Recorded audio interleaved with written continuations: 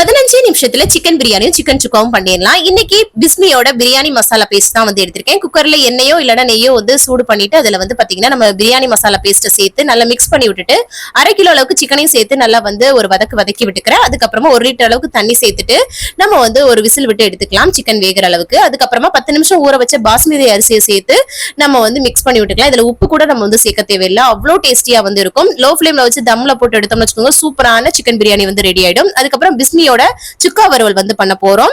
கடாயில கொஞ்சமா எண்ணெய் சேர்த்துட்டு அதுல வந்து பாத்தீங்கன்னா அந்த சுக்கா பேஸ்டையும் சேர்த்து நல்லா மிக்ஸ் பண்ணி விட்டுட்டு அதுக்கப்புறம் நம்மளோட சிக்கனை சேர்த்து நல்லா சுருள வதக்கி எடுத்தோம்னா சூப்பரான சுக்காவும் ரெடி ஆயிடும்.